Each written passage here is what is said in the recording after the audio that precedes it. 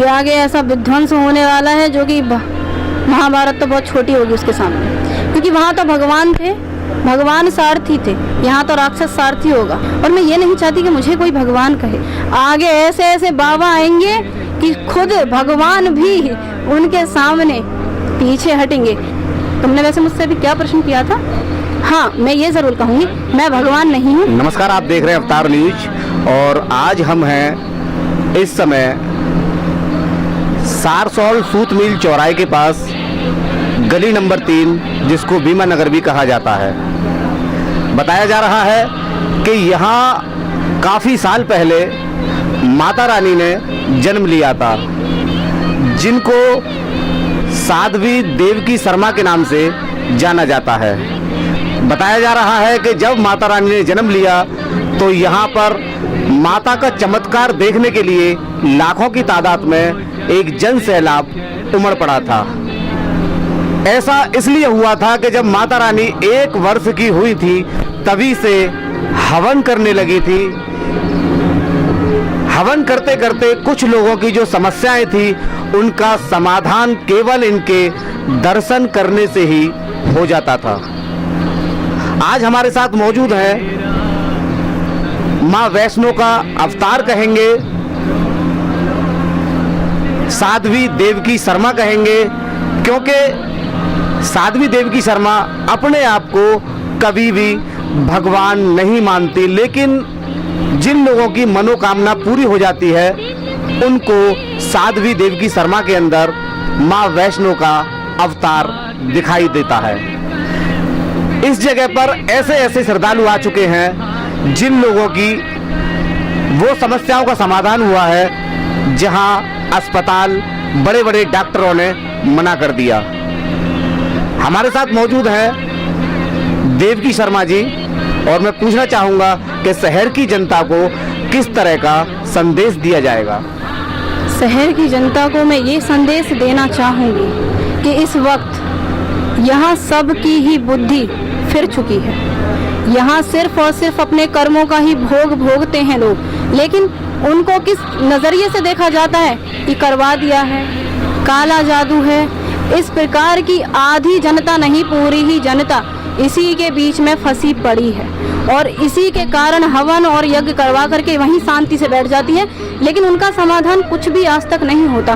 केवल वो ये संतोष करके बैठ जाती है, अब तो हमारी भगवान भी नहीं सुन रहा, तो अब तो कोई सुनने बाकी बचा ही नहीं है। तो वो वहीं के वहीं बंद हो जाते हैं और अपने कष्टों को भोग रखते हैं, जबकि उन्हें पता नहीं कि हम किस कर्म की सजा भोग रहे हैं। बस उन कर्मों को सही करने के लिए ये मध्य दिया जाता है, जो कि जीवन और मृत्यु हाथ में किसी के नहीं होती। जिसके हाथ में जीवन मृत्यु है उसके हाथ में ये मध्य क्यों नहीं? ये मध्य भी उसी के हाथ में दिया गया है। और दूसरी चीज़, यहाँ आकर के लोग भगवान के साथ खेलना चाहते हैं, यानी कि बहुत से लोग हैं जो अपने आप को भगवान का स्वरूप बताते हैं, लेकिन सबसे ज़्यादा यही कठिनाई यही समझ आ जाती है कि जो अपने आप को भगवान बताए उससे बड़ा कोई रावण नहीं, क्योंकि रावण ने भी यही किया था। तो बेशक उसका डर था, लेकिन वो ये चाहता था कि मेरे डर के हिसाब से मेरे को सब भगवान माने और मुझे ही पूजें, अन्यथा जो रियल में भगवान है उसको ना पूजे। उसको तो वो राक्षस साबित करना चाहता था, क्योंकि रावण का नाम ही रावण था। और दूसरी चीज़, उसको ये भी कहा जाता है कि वो विद्वान था, लेकिन ये चीज़ का सिद्धांत भगवान ने ये दिया था कि जो आज के विद्वान लोग होंगे उन्हीं के ज़रिए दुनिया ठगी जाएगी। दूसरी चीज़, जो भी जितने भी लोग हैं, जितनी भी जनता है, वो सब के सब अपनी ही बुद्धि में फिर चुके हैं। उनको ये नहीं पता, अगर उनके चोट लग जाती है तो अभी क्या कहते हैं, भगवान मैंने ऐसा क्या कर दिया, तेरा क्या बिगाड़ दिया जो तूने मेरे साथ किया। लेकिन वो ये भूल जाते हैं कि इतनी सी भी चोट सिर्फ उनके कर्म से ही लगती है। झूठ भी भगवान ने ही पैदा किया है और सत्य भी भगवान ने ही पैदा किया है, क्योंकि अगर सतयुग को देखा जाए तो वहाँ एक क्या नाम था उसका, कुंती, उसके एक बार कहने से ही सिर्फ ये कहा था उसने, जबकि उसके पता भी ना था कि उसके बच्चा लाए क्या हैं। उन्होंने ये बोल दिया था कि 5 बाँट के करके खा लो, और वहाँ का सत्य इतना भारी था कि उनकी वचन, उनकी जुबान से जो निकल गया वो तो निश्चय करना ही करना है। तो वही समय अगर आज होता तो आज क्या होता वो तुम खुद समझ सकते हो। कि जिस समय पर आप गद्दी पर विराजमान रहती हैं उस समय पर भक्त आपके पास आते हैं। कुछ भक्त ऐसे भी होते हैं जो वाकई में परेशान हैं और आपका आशीर्वाद लेना चाहते हैं। उनको लगता है कि हमारी समस्याओं का समाधान होगा, लेकिन उन्हीं में से कुछ चंद भक्त ऐसे भी होते हैं कि वो आपकी ही परीक्षा लेना चाहते हैं कि सच में माता है या नहीं है। एक बात बताएं, किशन जी थे, उनको किसने ना परखना चाहा, और परखने के बाद भी भगवान ने नहीं चाहा कि उनकी बुद्धि मुझे माने, तो वो नहीं मान पाए। दूसरी चीज़ ये है कि रावण को सब पता थी कि वो भगवान हैं जिनसे मैंने वरदान लिया है, उसको ये भी पता थी, लेकिन क्या अपने अहंकार के कारण उसने यही समझ लिया कि नहीं, उसने तो मुझे वरदान दे दिया है, मैं भगवान हूँ, और आज वो मेरे सामने कुछ भी नहीं। यही चीज़ मैं समझाना चाहूँगी कि जाहिर सी बात है, जहाँ शक्ति होती है वो राक्षस ज़रूर होते हैं। बिना राक्षस, अब कहना चाहो तो ये भी मान लो कि बच्चा, मेरी थोड़ी बात समझने की कोशिश करना, बच्चा हमेशा रो करके पैदा क्यों होता है? हंस करके भी तो हो सकता है ना, लेकिन जब वो पैदा होता है तो केवल रो करके ही होता है। इसका माध्यम भी यह है कि बुराई से ही अच्छाई का महत्व समझ आता है। जब तक हमारे साथ कोई बुरी चीज़ नहीं बीतेगी तब तक हम अच्छी चीज़ का एहसास ही नहीं कर पाएंगे। अब तुमने कहा मेरी लोग परीक्षा लेते हैं, मैं जानती हूँ, और जो लेना चाहते हैं उनको देख करके ही पहचान लेती हूँ कि कौन कैसा है, और जो मेरी परीक्षा लेना चाहे ना उसको मैं और ज़्यादा बच्चा बन के दिखा दूँगी, क्योंकि कहते हैं गंगा माँ पाप सिर्फ उसके धोती है जो उसको माने, लेकिन जो ना माने उसके लिए तो जैसे वो घर नहा रहा है ऐसे ही वो वहाँ नहा रहा है, उसके लिए पानी ही माना जाएगा। कहा जाता है कि एक पत्थर की मूरत पर चंदन लगाने के बाद अगर कोई दिल से उसमें भगवान ढूंढे तो उसे भगवान दिखाई देंगे, और जो उसकी मनोकामना है वो वही पूरी होगी। लेकिन जो लोग राक्षस प्रजाति के होते हैं, माता ने बताया है कि रावण एक ऐसा विद्वान था कि उसके मुकाबले उस समय पर कोई विद्वान नहीं था, और उसने ऐसी ऐसी शक्तियां अपने अंदर प्रकट कर रखी थी, जबकि रावण ने अपने पैरों के नीचे काल को भी दबा रखा था, लेकिन फिर भी उसका सामना जो हो रहा था विष्णु भगवान से हो रहा था, यही कहा जाएगा, क्योंकि विष्णु भगवान के रूप में राम जी थे, ये माता ने अभी साफ बताया है। लेकिन उसे उनकी परीक्षा लेनी थी, वो अपने आप को ही भगवान मान रहा था। अच्छा, जिस तरह से माता जी मैं ये पूछना चाहूँगा कि भक्त जब आते हैं और भक्तों की मनोकामनाएं पूरी होती हैं तो आपको किस तरह की खुशी मिलती है? दूसरों का काम करना ही तो मेरा सबसे बड़ा जीवन का सिद्धांत है। मुझे खुशी नहीं बल्कि बहुत खुशी होती है, क्योंकि शायद मैं इसी में शांति समझती हूँ, बाकी सब व्यर्थ है, क्योंकि अपने लिए शायद सब ही करते हैं, पर जो दूसरों के लिए करे उसको ही भगवान का अवतार माना जाता है। और मैं ये नहीं चाहती कि मुझे कोई भगवान कहे, लेकिन जो वास्तव में भगवान है केवल उसको तो ना छोड़े, इंसानों को पूजना बंद कर दे, बस मैं इतना चाहूँगी, और ये तो मैं करके रहूँगी। इस तरह से आपने कहा है कि जो हमारे भगवान हैं, जो पुराने देवी देवता हैं, जैसे आजकल सभी लोगों को पता है, और कहीं ना कहीं कुछ लोग जो नए जो ढोंगी बाबा, मैं कहूँगा ढोंगी बाबा ही कहूँगा, क्योंकि हमने ज़्यादातर देखा है आज कुछ ऐसे बाबा जेल में भी बंद हैं, जिन बाबाओं के कारण भक्ति से और श्रद्धा से लोगों का विश्वास उठता जा रहा है। उन लोगों के लिए किस तरह का संदेश दिया जाए? पहली बात तो विश्वास है ही नहीं कहीं, सबसे मेन चीज़, और विश्वास है तो कहाँ? अंधविश्वास में। केवल विश्वास सिर्फ वहीं फंसा हुआ है, वो उसके पीछे एक अंधविश्वास है, क्योंकि जो सामने है वो इंसान है, और वेद शास्त्रों में अगर कही जाए तो ये लिखी बातें हैं कि विद्वान वही जो गाल बजाए, और उन्होंने खुद लिखा है कि जो भी जितनी भी चीज़ें मैं आज व्यक्त कर रहा हूँ तुम लोगों के सामने, वो केवल राक्षस के मुंह से ही व्यक्त होता नजर आएगा कलयुग में। लेकिन जो खुद राक्षस है वो दूसरों को ज्ञान दे रहा है, तो क्या वो वास्तव में आगे के लिए प्रचलित हो सकता है?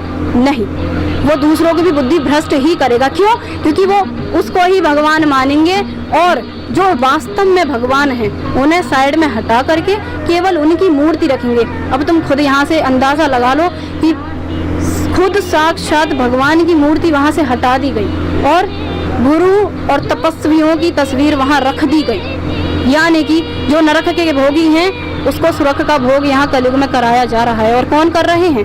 उन्हीं के बालक कर रहे हैं, जिससे बड़ा दुख उन्हें कोई और नहीं। और कहते हैं प्रलय। तुमने वैसे मुझसे अभी क्या प्रश्न किया था, कुछ बोला था कि? मैंने जो प्रश्न किया था आपसे कि यही कहा था कि कुछ लोग जैसे कि जो साधु महात्मा और जो ढोंगी किस्म के हैं जो आज भी जेल में बंद हैं, उन लोगों की वजह से जो यहाँ के श्रद्धालु हैं, जो भक्त हैं, उनका विश्वास श्रद्धा से और भक्ति से उठता जा रहा है। देखिए, जितने भी आज के जीव, जो भी जितने भी मनुष्य हैं, मैं इस प्रकार बोलूँगी, माफ़ करना, लेकिन वो पशु के समान जी रहे हैं यहाँ पर, क्योंकि उन्हें सत्य पता होते सोते भी असत्य में ही गुम पड़े हैं। क्योंकि उन्हें पता है कि हमें, सिर्फ उन्हें ये नहीं पता कि उन्हें ज्ञान से लाभ मिल रहा है, उन्हें ये लगता है कि हमें ज्ञान मिल रहा है तो हम थोड़ा लाभ करें, लेकिन नहीं, वो ज्ञान किस काम का, जिस ज्ञान पर काम करा ही ना जाए, वो ज्ञान व्यर्थ बताया जाएगा। और जो तुमने कहा मुझसे कि जो लोग हैं आज के, जितने भी बाबा वगैरह हैं, तो एक नहीं भगत, अभी आगे तो बहुत कुछ होना बाकी है। आगे ऐसे ऐसे बाबा आएंगे कि खुद भगवान भी उनके सामने पीछे हटेंगे। जैसे कि मैं एग्जांपल देना चाहूँगी, शकुनी से खुद किशन जी ने बोला था कि तू इतना विद्वान है, अगर इसी चतुराई को अच्छाई में लगा ले तो तू भी भगवान के नाम को ही कमाएगा, लेकिन तू नहीं सुधरेगा, क्योंकि तेरा राक्षस ही नाम होना है। तेरा नाम सिर्फ इस नाम से जाना जाएगा कि ये कारण था। तू तो एक कारण है केवल विध्वंस होने का। मैं चाहूँ तो एक बार मैं कर दूँ, लेकिन मुझे कारण चाहिए, मुझे जरिया चाहिए, और ऐसे ही मुझे भी जरिया चाहिए कि मैं इन राक्षसों को हटा सकूं। और वो जरिया आया था माता के नाम से, क्योंकि अब जाहिर सी बात है ना, जो आदमी अंधविश्वास कर रहा है उसे अंधविश्वास में ही विश्वास दिलाओ तो मैं मानूं। क्योंकि मैं अगर माता का नाम ना लूँ ना तो मुझे कोई माने ना, क्योंकि ये ढोंगी जितने भी हैं सिर्फ ढोंग में ही मान सकते हैं। जितने भी भगत हैं, जितने भी श्रद्धालु हैं, जितने भी लोग हैं, वो सिर्फ ये चाहते हैं कि सामने वाला हमारा काम करे चाहे ना करे, लेकिन हमें ऐसा जताए, मतलब सामने जो बातें करते हैं उनसे उनकी बुद्धि हर लेते हैं। बुद्धि हरने के बाद जो उनके साथ बुरा हो रहा है ना, वो भी उसको अच्छा ही समझते हैं कि हमारे साथ प्रभु ने जो चाहा वो हो रहा है, बस। जबकि वो ये नहीं चाहते कि उन्हीं के कारण इतना दुख उन्हें मिल रहा है। वो कारण जब तक नहीं छोड़ेंगे, क्योंकि एक बात मैं ये भी कहूँगी, क्योंकि भगवान अगर नहीं चाहेंगे कि ये भगत मेरे पास आए तो वो जिंदगी में इंसान को ही पूजता रहेगा, भगवान को कभी जिंदगी में नहीं पूज पाएगा।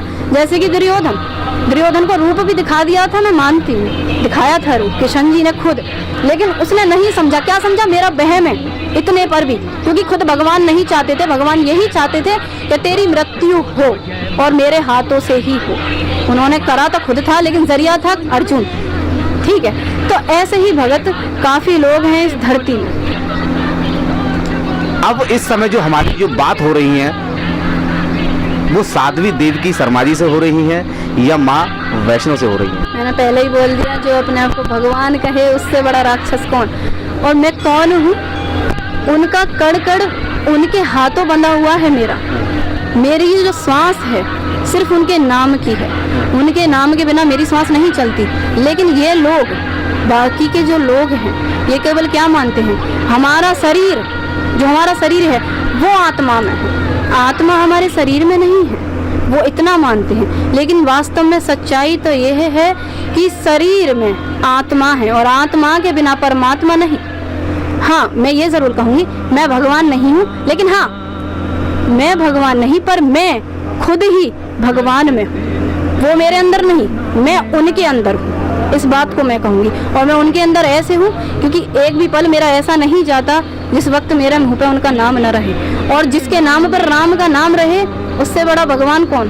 मैं उनका नाम तो खैर नहीं लेना चाहूँगा, लेकिन जिस तरह के वो विचार रखते हैं जनता खुद समझ जाएगी कि शायद किसकी बातें हो रही हैं। मतलब कुछ ऐसे बाबा हैं कि खट्टी चटनी खाओ तो आपका दुख दूर हो जाएगा, आप समोसे खाओ तो आपका दुख दूर हो जाएगा, आप टीवी के सामने अपना पर्स खोल लीजिए और आपका धन की वृद्धि होगी। तुम यही से समझ जाओ कितना तुच्छ मनुष्य, क्या पशु के समान नहीं, पशु के समान ही माना जाएगा। जैसे कि पशु नहीं जानता कि कि उसको अगर कुछ हम दे रहे हैं तो क्या दे रहे हैं, सिर्फ उसको खाने की चीज़, मैं खाऊंगा, मेरे को जो भी ला रहे हैं चाहे कुछ भी लाएं, उसको सिर्फ वो खाने की चीज़ ही मानता। सुनो, मैं ये कहूँगी आज का जो कलयुग है वो राजा है आज के मामले में, और बना किसने रखा है, हम लोगों ने सिर्फ, ठीक है। और जो जिसके, और ऐसा एक भी बंदा नहीं है जिसके मत पे कलयुग ना बैठा हो, ऐसा एक भी बंदा ना है। हाँ, भगवान ने ये जरूर कहा है कि मैं मानता हूँ इस शरीर में काफी तत्व होते हैं जिनके कारण हमें आभास होना बहुत ही तुच्छ सी बात है। जैसे अगर हमें दुख होगा तो हम रोते पड़ेंगे, अगर हमें कोई खुशी होगी तो हम हंस जाएंगे, है ना। लेकिन वो ये भूल जाते हैं कि ये पांचों तत्व उन्हीं के बनाए हुए हैं, और अगर हम उन्हीं को जाप करने लग जाएं तो ये पांचों तत्व एक हो जाएं, और जो शांति सब चाहते हैं वो शांति उन्हें मिले। शांति ही तो चाहते हैं। शांति किस लिए चाहते हैं कि पैसे मिले तो हमें शांति मिलेगी, लेकिन नहीं मिलती। बच्चे आ जाएं तो हमें शांति मिलेगी, लेकिन नहीं मिलती। हमारे पास जितना आ जाए उतना ही हमें कम लगता है, चाहे हम कितने भी बड़े क्यों ना हो जाएं, फिर भी हमारे मन में ये जिज्ञासा उठती है कि अभी हमें और करना चाहिए, है ना। बस यही चीज़ें कलयुग करवाती है, जिनके माध्यम से वो दुख भी भोगते हैं। क्योंकि जाहिर सी बात है, सुख होगा तो दुख का आभास तो जरूर करना ही है। मृत्यु जीवन किसी के हाथ में नहीं है, लेकिन जिसके हाथ में है अगर उसी का नाम ले लिया जाए ना तो वो हमारे हाथ में है, और जब वो हमारे हाथ में है तो हम सब कुछ कर सकते हैं बिना देखे बिना करे। ब्रह्मा कौन है ये मैं तुमसे जानना चाहूंगी, थोड़ा ब्रह्मा बताएं कौन है। मैं आपसे ही जानना चाहूँगा, क्योंकि शायद अगर मुझे जानकारी होती तो आपकी जगह पर मैं बैठा होता। जो बिना आँखों के सब देखता है, जो बिना बोले के सब बोल देता है, जो बिना हाथ लगाए स्पर्श कर देता है, जो बिना सुने सब सुन लेता है, जो बिना टांग के चलता है, ऐसा ब्रह्मा पूरे ब्रह्मांड में। अब उसका बताऊंगी, एग्जाम्पल दूंगी। स्पर्श यानी कि मृत्यु, वो छू लेते हैं उसको। और सुनना यानी कि तुम जो भी सामने कर रहे हो, बोल रहे हो, देख रहे हो, वो तुम नहीं देख रहे, वो देख रहा है। उसका परिणाम वो हाथ लगाते ही दे देता है। जैसे कोई भी व्यक्ति अगर चोरी कर रहा है तो वो देख रहा है। स्पर्श माने जेल पहुंचवा दिया, पकड़ के जेल पकड़वा के भिजवा दिया। उन्होंने देख भी लिया, उन्होंने सुन भी लिया, और उन्होंने बिना हाथ लगाए परिणाम दे भी दिया। बस यही ब्रह्मा का स्वरूप है। मैं उस ब्रह्मा की बात नहीं कर रही, क्योंकि वह ब्रह्मा ने तो सिर्फ सृष्टि का रची है, लेकिन जिसने सृष्टि का प्रमाण दिया है वो तो केवल एक ही है, जिसका नाम मरने के बाद भी लिया जाता है, और इसे खुद स्वयं शिवजी जपते हैं। राम नाम का जाप केवल शिवजी करते हैं, और शिवजी का जाप राम करते हैं। इन दोनों में कोई ऊंच नीच नहीं, वो दोनों अपने आप को एक मानते हैं। और हाँ, बिना शिवजी के राम नहीं मिलेंगे, राम के बिना शिवजी का तो मतलब ही नहीं, ये ध्यान रखें। भक्त आपको देख रहे हैं, और देखने के बाद उनके अंदर एक जिज्ञासा भी होगी कि आप उन्हें कुछ ऐसा मंत्र दीजिए जिससे कि वो अपने घर में सुख शांति लाएं, और आपके दर्शन करने के मात्र से ही कहीं ना कहीं उन लोगों का भी भला हो रहा है जिन लोगों की आपको इस समय बहुत ज़रूरत है, और सबसे ज़्यादा उन पापियों का भी नाश हो रहा है जो पापी इस अलीगढ़ शहर में और अलीगढ़ के आसपास के जो शहर हैं, जो आपको देखते हैं, जो आपकी बातों को सुनते हैं, उनका भी नाश ज़रूर होता है। तो कुछ ना कुछ ऐसा संदेश दीजिए जिससे कि शहर की जनता इसको देखे और अपने अमल करे। इससे पहले मैं एक बात आगे का बता दूं कि आगे ऐसा विध्वंस होने वाला है जो कि महाभारत तो बहुत छोटी होगी उसके सामने, क्योंकि वहाँ तो भगवान थे, भगवान सारथी थे, यहाँ तो राक्षस सारथी होगा, कौन बचाएगा। दूसरी चीज़, मैं मंत्र अगर दे भी दूँ तो नाम तो सभी लेते हैं, लेकिन तरीका किसी को नहीं पता कि तरीका क्या होना चाहिए। खाते सभी हैं, लेकिन उन्हें ये नहीं पता कि उनका पेट भरने वाला कौन है।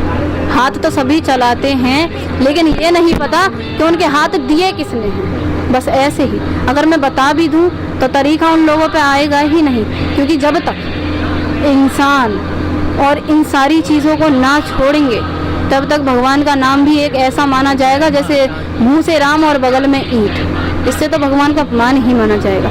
एक मंत्र है जो शायद सबसे पहला मंत्र ये है, ओम नमो भगवते वासुदेवाय नमः। दूसरा यह, ओम नमो हिरण्यबाहवे हिरण्यवर्णाय हिरण्यरूपाय हिरण्यपतय अंबिकापतय उमापतय पशुपतये नमो नमः। ईशाने सर्वे विद्यानां ईशारे सर्वे भूतानां ब्रह्माधिपते ब्रह्मणोऽधिपते ब्रह्म शिवो मे अस्तु सदा शिवो। नमस्ते अस्तु भगवन् विश्वेश्वराय महादेवाय महेश्वराय नीलकंठाय त्र्यंबका त्रिपुरांतकाय त्रिकालिकालाय कालानिरुद्राय नीलकंठाय मृत्युंजयाय सर्वेश्वराय सदाशिवाय श्रीमन् महादेवाय नमः। जहाँ चमत्कार होता है और वहाँ नमस्कार भी होता है, लेकिन कुछ लोगों की जो जिज्ञासा होती है कि यहाँ पर शिव जी किसी के ऊपर आए हैं या शिव जी का किसी के ऊपर आशीर्वाद है या किसी के ऊपर माता रानी का आशीर्वाद है या किसी के ऊपर बजरंगबली का आशीर्वाद है, तो जो अलग प्रजाति के जो लोग होते हैं उनको अलग प्रजाति ही कहा जाएगा। उनके अंदर एक इस तरह की जिज्ञासा आती है कि हम अगर उनसे मिलने जा रहे हैं या उनके दर्शन करने जा रहे हैं तो वो शायद हमारे सामने कुछ ऐसा कर दें कि मतलब कि यहाँ पर अगर कोई शीशी रखी है तो उसे उठाकर यहाँ कर दें बिना हाथ लगाए। तो ऐसा नहीं होता है और ना ही इन चीज़ों की कोई कल्पना की जाती है, क्योंकि अगर जो लोग ये सोचते हैं तो वो सीधा ना तो माता के पास आए, ना भोले के पास आए और ना बजरंगबली के पास आए। उनको फिर केवल एक जादूगर की ज़रूरत है और वो जादू आपको टीवी पर देखने के लिए मिल जाएंगे। मैं एक बात और कहना चाहूँगी, यहाँ तुमने ये तो बताया कि हाँ काफ़ी लोग हैं जो कि भगवान के नाम पर, मैं ये बोलूँगी, खेल ही रहे हैं, ठीक है, और भगवान को उल्टा खेलने का एक खिलौना मान रहे हैं जिससे कि अपनी आर्थिक स्थिति चला रहे हैं। मैं साफ स्पष्ट कहूँगी, ठीक है, लेकिन अपनी आर्थिक स्थिति चलाते चलाते वो दूसरों की आर्थिक स्थिति इतनी बर्बाद हो जाती है कि उन्हें खुद नहीं पता। और वो इसका कारण किसको मानते हैं पता है? कुछ लोग ये बोल देते हैं कि ये तो तेरे कर्मों का भोग है, लेकिन जो बोल रहा है उसके कर्म क्या है ये किसको पता?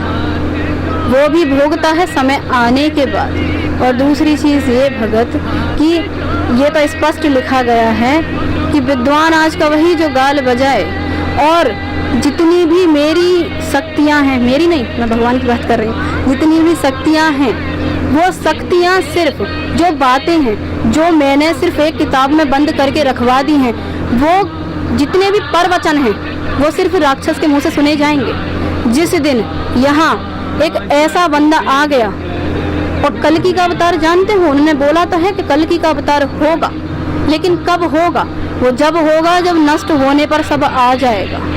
लेकिन उससे पहले मैं ये चाहूँगी कि नष्ट होने से पहले ही अगर हम कलयुग को थोड़ा सा भी सतयुग बना देते हैं। एक बात और तुम्हें पता है, भगवान ने जो अपना इस इंसानी रूप रखा था, मनुष्य का रूप रखा था, वो इसके एक कारण नहीं, उसके 1000 कारण हैं।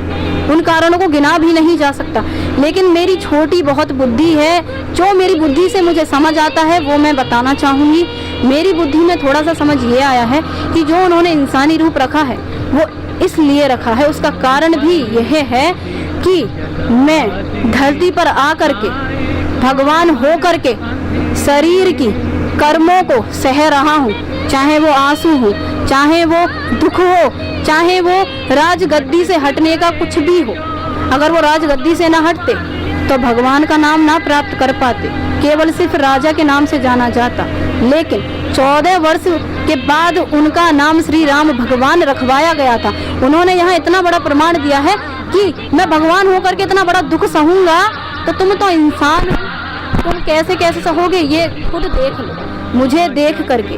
क्योंकि आज का इंसान ये नहीं कहेगा कि भगवान तू भी बहुत सुख में था, मैं भी बहुत दुख में ही भी था इस धरती पर रह के, क्योंकि यह धरती ही ऐसी है, यहाँ आके सब भोगों को भोगना पड़ता है। लेकिन उन भोगों में से अगर एक भोग श्री भगवान का राम नाम निकाल लिया जाए ना, तो सब भोगों का नष्ट अपने आप ही हो जाएगा।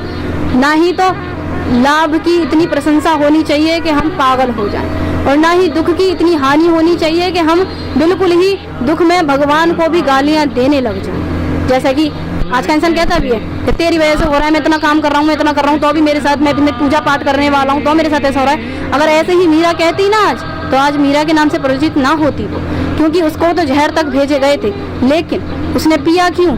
क्योंकि उसे पता थी मृत्यु वही है, जीवन वही है, तो मैं इसको क्या समझूं? ये जहर मुझे मार डालेगा? नहीं, अगर मारेगा तो श्री भगवान मारेगा, और मैं अगर नाम ले रही हूँ, अगर वो मारेगा तो अपना नाम खराब ही करेगा। तो हमारे साथ यहाँ इस समय साध्वी देवकी शर्मा, माँ वैष्णो का आशीर्वाद है इनके ऊपर, और कहीं ना कहीं जिसको ये जो बता दें, जिस तरह का उपाय बता दें, उनका कहीं ना कहीं यहाँ पर ज़्यादातर समाधान होता है। क्योंकि हम भी काफ़ी दिनों से यहाँ आ रहे हैं और देख रहे हैं भक्तों की आंखों के आंसू यहाँ कैसे बंद हो जाते हैं, भक्तों के हो रहे शरीर में पीड़ा कैसे यहाँ मुक्त हो जाती है। क्योंकि कहीं ना कहीं जहाँ भगवान होते हैं तो वहाँ भगवान किसी न किसी शरीर में वास भी करते हैं। क्योंकि आपने देखा होगा कि कुछ व्यक्ति ऐसे होते हैं जिनके अंदर आत्माओं का, भूत का साया हो जाता है। ये आपने ज़रूर देखा होगा, ऐसा कोई व्यक्ति नहीं है जिसके सामने इस तरह की घटना ना हुई हो। जब किसी व्यक्ति के अंदर भूत प्रेत जैसे आत्माओं का वास हो सकता है, तो आप ये भी जान लीजिए कि भगवान का वास भी साध्वी देवकी शर्मा के अंदर हो सकता है। फिर मिलते हैं अगली बार, बने रहिए हमारे साथ। मैं हैप्पी राजा, अवतार न्यूज़ सहयोगी आकाश राज के साथ। नमस्कार, मैं हेमलता सिंह, प्रधानाचार्य चंपा अग्रवाल कन्या इंटर कॉलेज अलीगढ़। 15 अगस्त को स्वतंत्रता दिवस के अवसर पर सभी शहर के जनपद वासियों को हार्दिक शुभकामनाएं। जैसा कि हम सभी अवगत हैं, इस स्वतंत्रता दिवस पर आज़ादी के 75 वर्ष पूरे होने पर हम इसे अमृत महोत्सव के रूप में मना रहे हैं। हमारे माननीय प्रधानमंत्री जी ने एक नया अभियान शुरू किया है कि हर घर तिरंगा। तो आइए हम सभी ये संकल्प लेते हैं कि इस 13 अगस्त से 15 अगस्त तक हम सभी देश की शान, देश के अभिमान, अपने राष्ट्रीय ध्वज तिरंगा को हर घर में फहराएंगे। और इसी के साथ आप सभी को पुनः स्वतंत्रता दिवस की हार्दिक शुभकामनाएं।